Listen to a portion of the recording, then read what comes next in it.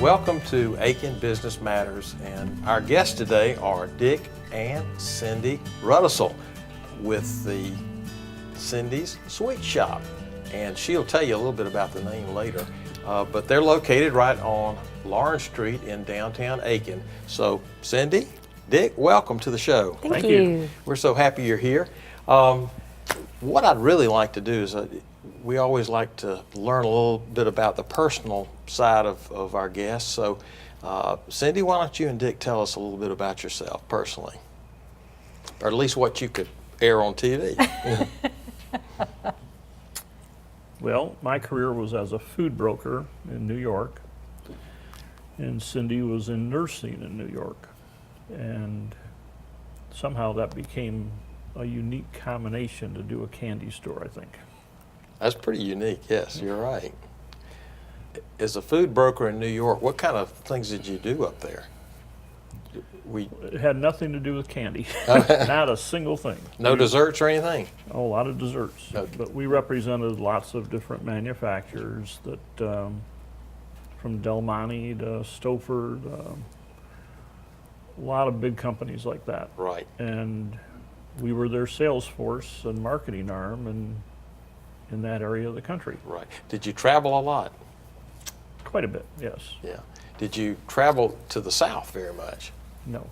Just so it was mostly up in the north and the northeast? Yes. Or business meetings in Chicago or the West Coast or wherever. Right. Cyndi, how about you? What kind of nurse were you? I knew you were a good nurse, so. I was not a registered nurse, and I didn't go back to school until I was in my 40s. I was fortunate enough that I was able to stay home for a while with my children. This is the second marriage for both Dick and I, and we've been married now 15 years? Almost. 15 years. Yeah, congratulations. Thank you. So I started out in a hospital and I worked in the Department of Surgery, and I ended up working ENT, and I worked a lot of head and neck cancer, and I absolutely loved my job. And Dick talked about that this was ours together. He is teasing about that. This candy store, if you want to know the truth about it, this was Dick's dream. Every time that Dick said, we're going to open up a candy store, I said, no, no, double no, triple no. I was very frightened of it. I knew nothing about retail. I knew nothing about owning our own business. I was scared, real scared.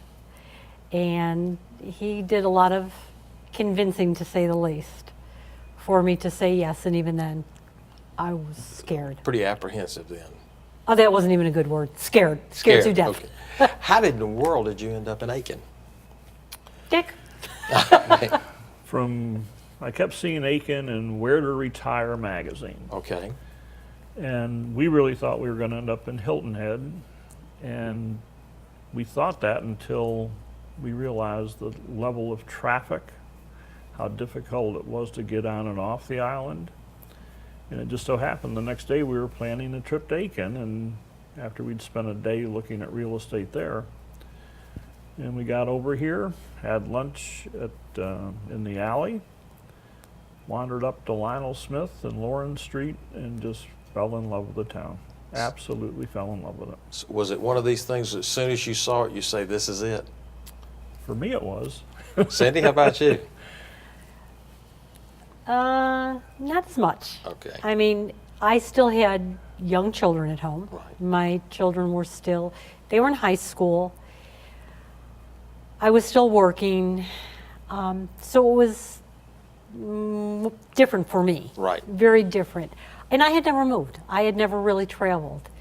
Dick had done all of that. So it was a little bit different. And then when it became time, again, Dick had then sold his business, so he was ready to. And we did own property here. We owned property, and we had built a townhome here. And when it was time to move, Dick was like, okay, I'm ready. And I'm like, oh no. But we did. And now I am so happy. I am so happy. Is it different from being up north? Yes, we're from Syracuse, New York, not from the city of New York. Okay. It's very different. And at first, it was very difficult for me to get used to it. Now, I wouldn't change it for a million. You know, even though there's a difference in latitude and longitude, there's still some similarities between New York State and Aiken. I spent some time up in the Glens Falls. I think I'd shared that with both of you before, up in the Glens Falls area. And it's just a quaint little town, very similar in a lot of respects to the things that we appreciate about Aiken. But as you know, we do get 4 seasons here, and they're very distinct seasons, and it's just a great thing to have as part of the heritage that we have here is the good weather. Sure. Oh, yeah. And you found out real quick that we're just a few hours from the ocean, so if you a few hours from the mountains and all the other things. Dick, is kind of a unique store that you've let me call it a shop, because it's not a store, it's a shop. And I say that in the most flattering terms because it's a very unique place to me, and I fell in love with it the first time I saw it. And I will tell our audience that you and I talked way before you opened the door about what you'd planned to do and how you were going to do it. And I had these visions of what I thought it was going to look like, and it was, I thought it would be very nice just talking to you. But when I saw it, I said, wow, this, it really was far beyond what I thought it would be. And that was just a nice thing to add to downtown Aiken. How did you come up with a name for Cyndis? That was Cindy's came up with that. Okay, and you spell your name, Cindy. and you spell Cindy's name, the store. Cyndi. Okay. And that is our 2 names together. When we finally decided on a name, we had came up with a lot of different things. I would have loved to have named, well, we couldn't name him for any of our daughters because we have 3 daughters. Okay. So that wasn't going to happen. Then I would have loved to have named it after my mother, who had died right before we had came here. But I couldn't because we have Caroline's right across the street from us, and I would never do that to another shop. So then it came, Dick's like, let's name it Cindy's. I'm like, absolutely not. I couldn't bear to have my name up there. So I went to bed that night, and I thought about it, and I'm like, let's name it for both of us. So when I saw it as being Cyndi, I know that everybody thinks this is crazy. I don't see myself. I see it as Dick and I. Okay. Now everybody else in town thinks that I spell my name that way and relates it to me. I don't. When I see it, I relate it to Dick and I. So I'm okay with that. Yeah. And I love telling the story of that. That's a neat story. It really Yeah. is. Because it's, it is part of both of you. Yes, it is. And the concept of it, even though you were a little reluctant to get involved with it. I was. And now I like to be the bossy one. I'll admit it. Now, Dick, the interior of Cyndi's Sweet Shop is very unique. And tell our audience a little bit about how the decorating part of it came to be. Well, the first thing is the store had an old look to it. Before we ever signed the lease, we saw that it had this old wood floors, and we realized that above the acoustical tiles on the ceiling was a old wooden ceiling. So when we leased it, we had them take down the acoustical ceiling so it would reveal that. And we had a gentleman here in town, Don Philbeck, do all the build out, and he did a masterful job. He just did a great job, created all the shelving for us. And that led to an old look that we wanted. It just had that turn of the century look that I thought tied in with our downtown and with the image we were trying to portray in the store. And that's really where that came from, how that all came about. We wanted that look more than anything else, an old look. Now, all the things that you have in there on the wall or sitting around that date back a number of years, where did you get these things? Have you been collecting for a while? I think that's what ultimately led to the candy store. When we lived in upstate New York, our basement, we had it converted to look like an old-time country store. Okay. And Cyndi and I collected antique advertising for many years, and we'd go all over the place looking for it, and auctions and estate sales. And whenever we would have a get-together at our home and people would see it for the first time, they'd always say the same thing. This reminds me of when I was a kid going to the penny candy store. And I think that kind of planted the seed a little bit. And then when we came here, we brought most of the collection here and had it all stuffed in one room. And I kept thinking, well, wouldn't it be neat to share this with the world? Just let everybody have a chance to interact with it and see it. And that's pretty much what we did with the store. Well, you've done a great job, because it's, you know, you walk through there and I know the first time I went through, I said, I can't make up my mind whether I'm in a candy store or a museum, because it was really some neat stuff. And those of us who, I collect some old things too. I enjoy them. My wife does too, me. But anyway, the whole concept of walking in there, you take people back to a good place and a good time. I was Cyndi, I was telling Dick the other day that it reminds me of very much the way that the shop set up, a little bit of a place that I went as a young boy. I did on a bicycle, and I'd go in, and I could go through there, and I could get my penny candy. You know, you get a brown paper bag, and you fill it up, and that's the way you are in there too. So, tell people a little bit about how you came to stock the store, because it's such a neat array of things that you have in there.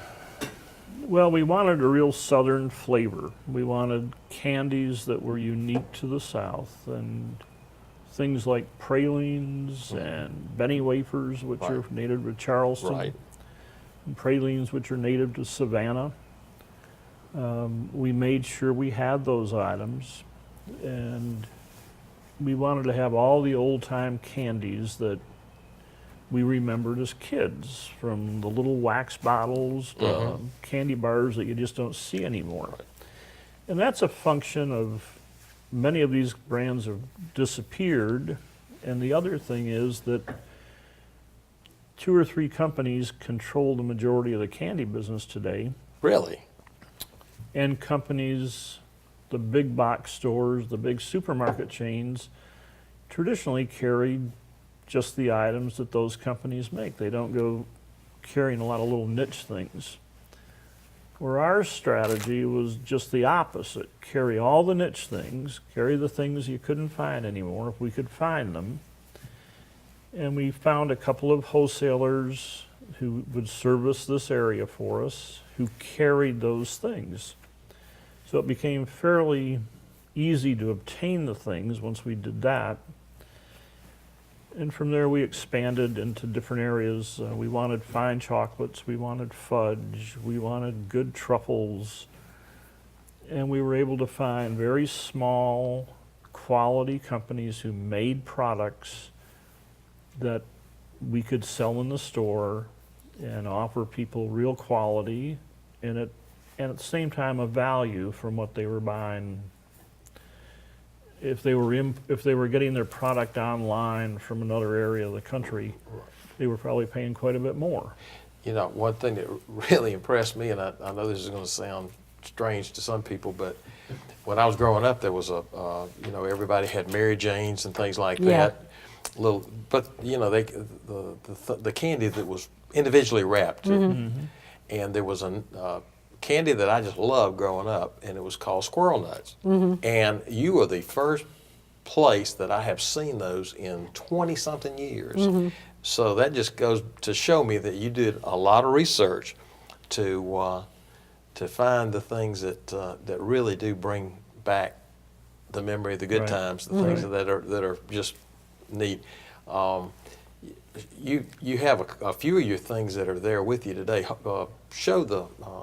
Show me a couple of the things that you have there. You have the Benny Wafers, yeah, which are from the Charleston Yeah. area. Okay. And the Benny seed grew wild in the marshes around Charleston. Right.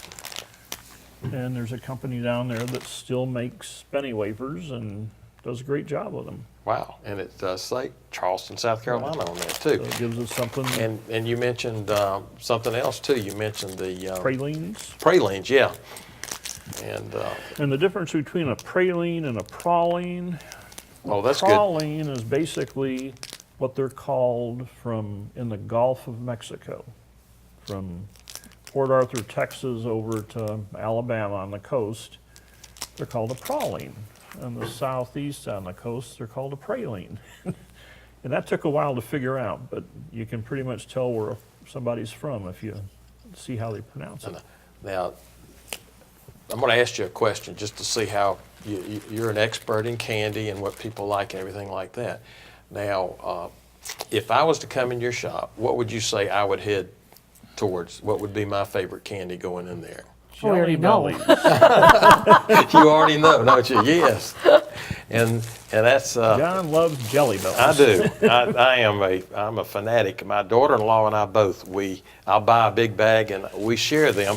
And Jelly Bellies are just a very unique candy, and there's nothing like it. They have a very unique flavor to it, and if you try other jelly beans, they just don't quite measure up. And who was a big proponent of Jelly Belly jelly beans? Oh, Ronald Reagan. Ronald Reagan. He only liked one flavor, I didn't know that. licorice. Licorice. That was the How only about flavor that? he liked. I do know that they always, reading different things, said he always had a jar of them on the desk in the Oval Office and everything. A lot of that had to do with politics also. Okay. Jelly Belly is a California-based company. Ah, And great company. One of the things from the get-go was we wanted to carry virtually every flavor they made, and we have 50-some different flavors of Jelly Bellies. yes, you do. And I will say one thing: there is a difference in coming into your shop and being able to scoop them out yourself and buying them in the big box store, because they just really don't have that freshness. I'll say you don't know how long they've been sitting on the shelf. I know yours turn over quickly, and one of these days I'll be able to eat all the flavors in there. So I'm working on it. I'm working on it. It's getting closer all the time. What other kind of things do you have in there that people would find really unique and interesting? Okay. We carry Coca-Cola and Coca-Cola products in glass bottles. Wow. And that's something that people who like glass bottles of Coke swear it tastes different than a plastic bottle or a can. Yeah. And we have it in two different varieties, in an 8-ounce bottle that's made in the United States, and a 12-ounce bottle that contains real cane sugar that's a product of Mexico. And we have both of those. How about that? And Goes I know very you do, and I know another thing that you do, Dick, is you have nuts and different things like that in there too. Lots of different. I didn't know that there were that many different varieties of nuts. And Well, we carry around Christmas time. We carry a line of nuts from the Peanut Shop of Williamsburg. They make just terrific quality nuts. They're Yeah. a real cut above the standard canned peanuts you would buy. There really is a difference. There is, And- and people that haven't had an opportunity to experience them. And our latest venture is 21 different colors, individual colors of M&Ms that you can mix in the color format you want, which really plays to virtually every college team. Here's Carolina. Yeah. You can now mix any college team, any high school team, any team you can think of, any wedding colored formats, any special event that has color themes to them. We have the ability to mix that now. Oh, that's a unique thing, because if people are getting into that, and everybody loves M&Ms. Exactly. They sure do. One other thing that I wanted to just touch base with you on is that, as part of your marketing strategy, I know I have one that everybody has a little bonus card, and I have mine, which is for my Jelly Belly jelly beans. So you give these out and you punch out so many, and you get some rewards for it. So Right. that it's a good customer. I think that's a very nice thing to do. I enjoy that, especially when I get to the end of the card. That's a good thing. Get some free jelly beans. It's an awfully good thing. One of the things that makes it so attractive for you is that you always have such great window displays. Now, who does the window displays? Miss Cyndi. Yeah, you had a great Christmas display. I saw people stopping and looking at it all during the holidays. It was just Do you know good. how excited I was that I won the best window decoration? I know that sounds cornier than corny. I was like a little kid when Catherine came in and gave me that. I was so excited. That's because every time I hung up a silly little snowflake, I have a girl that works for me. She was so funny because they were difficult to hang up because of everything they have in the windows in the room that I had to work with. And she'd go, "Oh no, move it a little front or a little back or to the right or to the left." I'd be like, "Seriously?" So it was painstaking. But once I start getting on a roll, I then can keep on building from it. So I had fun making it. I had really, really fun doing it. And I enjoy when the kids love it. It's all about the kids, and I love doing it. So it's fun. From the state talking about kids, I got to say this, but it is. I just really enjoy when I'm over there getting my jelly beans. I kind of just keep myself over to the corner, and if I see a big group of children coming in the store, I like to get in the back and just watch them because their eyes light up. It's just you would think they were in a toy store. They're really good. Oh yeah. Children are so. People think that kids would come in the store and just be like out of control. Kids are excellent in my store. They really are. Yeah. 2 weeks, a big kid was in the store. He was in his 40s. And he came in with another gentleman. They were on lunch break, I could tell. And they were walking around in there, and one of them said, "Look at this, look at this." And I was over there getting my jelly beans, and I checked out, and I was just talking to somebody that had dropped in that I knew. And this gentleman came up. He had an armload of stuff. I don't know how much his bill was, but he just had the best time getting things that.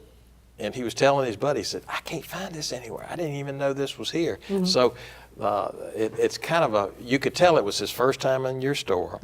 And do you get a lot of first-time guests like that? Oh, That yeah. when they come in, they just go like I do and just start buying everything that they can, that they don't have an opportunity to see. Yes, we'll get folks in that. We had a lady in last week. Her family lives here, and she lives up in Maryland. And first stop she made when she got to town was the candy shop, and she had $70-some worth of candy when she checked out. Wow. All different things she couldn't find in Maryland. Yeah, and I do know some folks here in town, grandmothers and granddads, that when their grandchildren come visit, this is one of the first places that they yes. want to go. It's become a first One- stop Yeah. now. Probably the nicest compliment that we get out of anyone. Do you know that when most people come in to visit, I'm talking about people that live here, and when they have out-of-town guests, we are always on the list of places to visit for their guest. They will always bring their guest to Cyndi's Sweet Shop.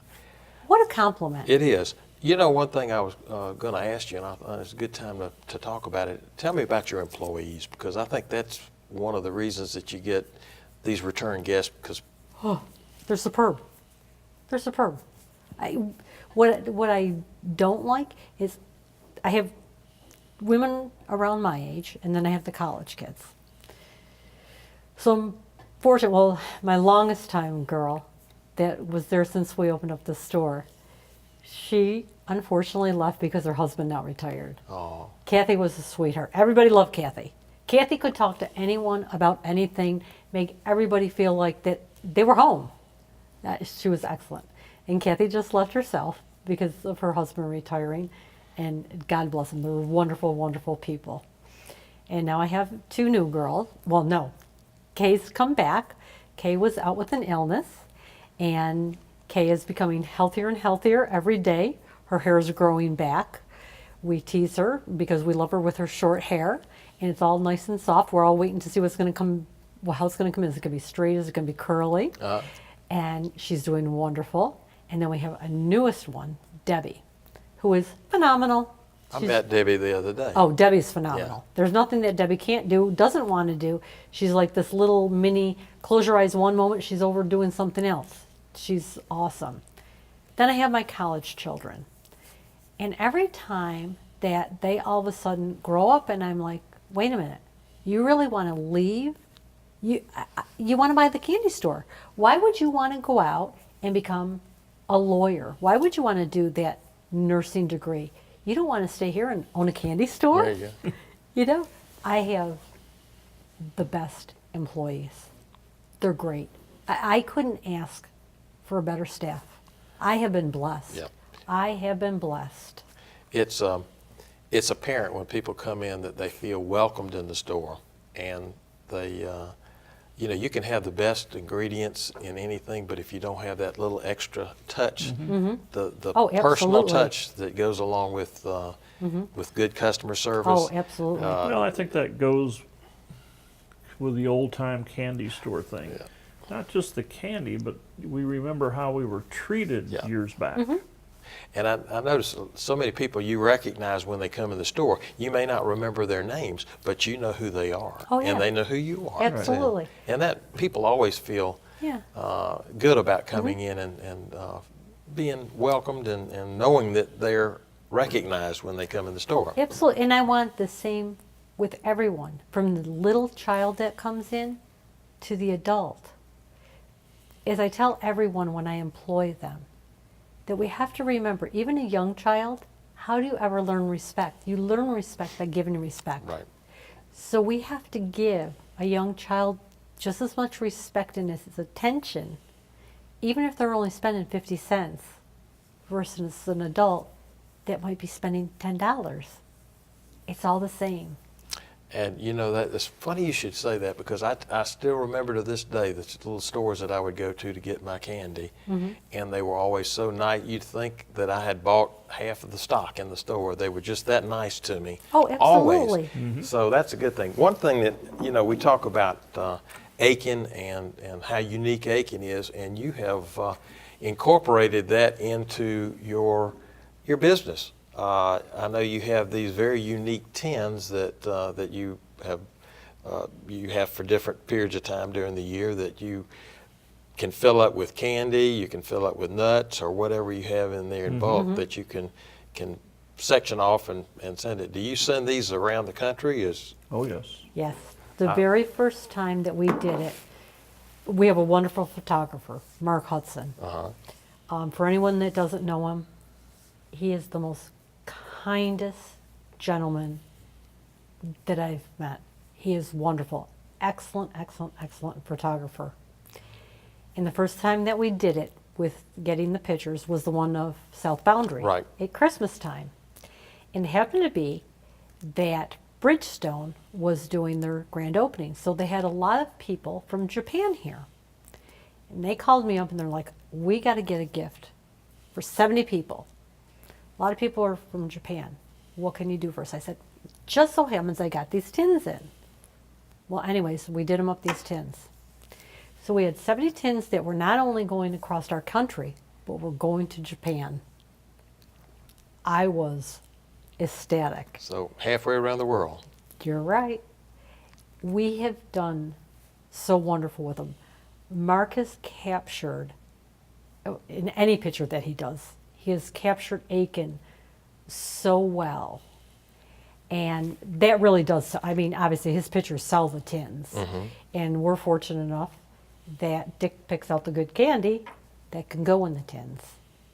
So it's been good. It's just another thing to let people know what you think about your community and the uniqueness of Aiken. And there are a lot of very unique places, and having somebody like Mark to be able to capture the things that that people hear. If you could ask them to say some of the things that are unique about Aiken, you have captured it in this, so people have something to take back and remember Aiken by. and Yeah. something that they'll keep, and they're very well, the good quality, so people will keep them. They'll be Oh, yeah. hand-me-downs for a long time. Especially if a woman gets a hold of them. That's right. Us women love to repurpose. We love it. That it's just part of what you've brought to Aiken, a very unique concept. You brought your love of community and incorporated it with your love of antiques and collectibles and Thank the you. candy. And I mean, all those are such nice things. And for those of us who are very particular about their candy, if I'm going to put the calories in, I want to make sure that it's worthwhile. Thank you. You know, but I have to say, and this is something that I tell everyone when they come in and say something about our store. And I will always say this until the day that we don't own the store. We've been blessed. Two things that have happened to us. First thing, we've been accepted by all the other merchants. That's important when you're in a small community. Lionel Smith was one of our biggest proponents. They have always been gracious to us. To this, I was down today talking to Van. They always help us. They're just a great business, and they are willing to help any small business. Lionel Smith was always, like Dick said, they were the first people that we met here, you know, and it was like, yeah, they do it right. Other people have also within this. So the small businesses down here, they've all accepted us, and the people of Aiken. If the people in Aiken didn't accept us, we wouldn't be here. Yep. But they have. They all said welcome, and they continue saying welcome by always coming back. You know, We're blessed. you are, and we're blessed to have you. Thank you. And one thing that I think that I don't want to not mention is the fact that you have embraced the community and you have inserted yourself and your family in the community. You've, you know, through the chamber, through the ADDA, Aiken Downtown Development Association, all the things that are uniquely Aiken, you've been a part of. And so it's just a good marriage for Aiken. And tell us just one last thing. How long have you been in business in downtown Aiken now? We were just starting our 4th year. I think that's important for people to know that it's not just a fluke. It's a passion, and you put good work, solid principles into the business that you develop. So you had a purpose, you had a plan, and you had great execution, and you had great. And you two make great partners in this whole process. But thank you for being a part of Aiken. Thank you. Yes, sir. Thank you for joining us today. And I will see you later this afternoon when I go replenish my jelly beans. So, thank y'all so much. Thank you. you.